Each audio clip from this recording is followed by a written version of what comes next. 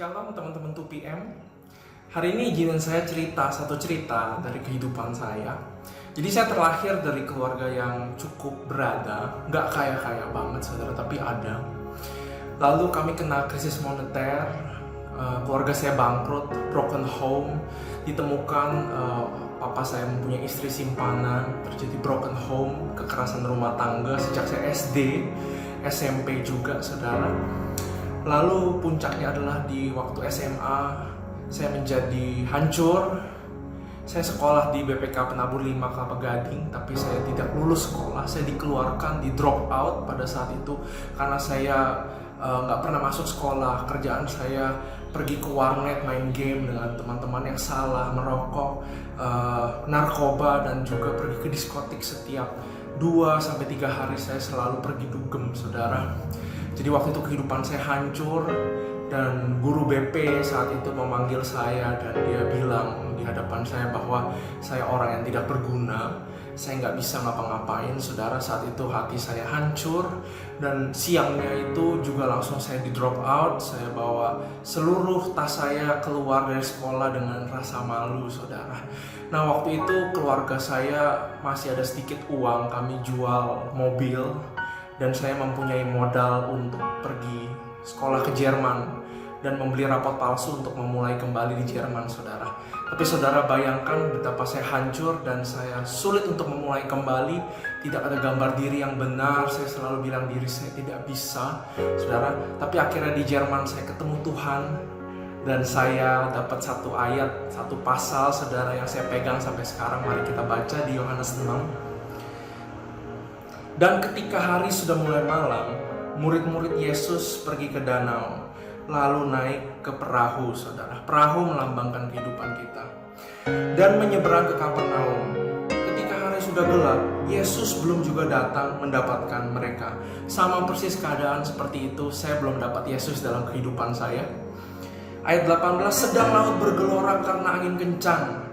Sesudah mereka mendayung kira-kira 2-3 mil jauhnya, mereka melihat Yesus berjalan di atas air mendekati perahu itu. Maka ketakutanlah mereka. Tetapi ia berkata kepada mereka, Yesus berkata kepada kita, pada mereka, aku ini, jangan takut. Mereka mau menaikkan dia ke dalam perahu, dan seketika juga perahu itu sampai ke pantai yang mereka tujui. Nah, saudara, ada 2 hal di sini yang kita bisa dapat. Yang pertama adalah ayat 19 berbicara mengenai 2 dan 3 mil jauhnya. Berbicara mengenai usaha kita, saudara. Apakah saudara sudah melakukan 2-3 mil di dalam segala area kehidupan? Contohnya saudara yang bersekolah, yang bekerja. Apakah saudara sudah totalitas melakukan semuanya? Tenggelam full, melakukan full energi, full pikiran, dan full heart di dalam apa yang ada di tangan saudara. Dulu waktu saya di Jerman, saudara, agak berbeda mungkin dengan kuliah atau bekerja di Amerika atau Australia. Bahasa sangat susah, saudara. Setiap kali musim ujian saya harus pergi ke perpustakaan 1-2 bulan sebelumnya, bergadang malam belajar hanya untuk lulus, saudara. Dan waktu kerja di Jerman, saya di Jerman 12 tahun, saya bekerja kurang lebih 8 tahun. Waktu awal-awal bekerja sangat susah. Setiap kali 1 minggu atau 2 minggu pasti ada saatnya saya menangis di kamar karena susahnya pekerjaannya. Belum juga agak diremehkan sama orang luar, saudara. Tapi saya tidak menyerah. Saya pegang ayat ini, 2-3 mil saya harus raih. Itu adalah bagian kita. Kita ngomong orang Kristen, bagian kita gampang. Bagian kita ada bagian Tuhan. Tapi sedikit, saudara, yang mau melakukan bagian kita. Saudara lihat, bagianmu sekarang sudah berapa mil? Mungkin masih 500 km, mungkin sudah 1 km. Tapi saudara, ada syaratnya. 2-3 mil harus tercapai. Kalau kita lanjut dari ayat tadi, setelah 2-3 mil, baru ketemu Tuhan. Dan Tuhan, Yesus dibilang, diajak naik ke dalam perahu. Nah, bagaimana sekarang keadaan perahu kehidupanmu? Apakah Yesus ada di dalamnya atau tidak? Satu kata dari firman ini yang saya pegang ada di ayat 21, yaitu mereka mau menaikkan dia ke dalam perahu. Saat Yesus naik, tertulis dengan jelas di sini, seketika juga perahu itu sampai ke pantai yang mereka tujui. Saudara punya mimpi, saudara punya goal, tidak ada yang mustahil di hadapan Tuhan. Permasalahannya adalah saudara sudah lakukan 2-3 mil.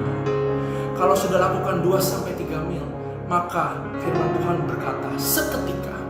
Artinya ada percepatan di dalam Tuhan. Mereka langsung sampai ke tujuan. Itu juga saya alami di dalam kehidupan saya. Waktu saya berusaha keras, waktu saya terima Yesus, keadaan belum berubah. Tapi saya berusaha mencapai 2-3 mil.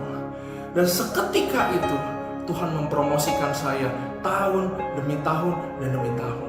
Saudara, saya mulai bekerja di saya umur 26. Sangat terlambat dengan orang Indonesia yang sudah mulai bekerja di umur 22-23. Tapi bersama Tuhan, Tuhan memberikan akselerasi. Sekarang saya bekerja di tempat yang cukup baik, dengan posisi yang sangat baik, saudara. Itu semua karena kemuliaan Tuhan.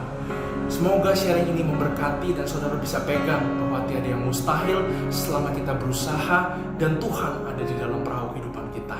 Terima kasih, Tuhan Yesus memberkati.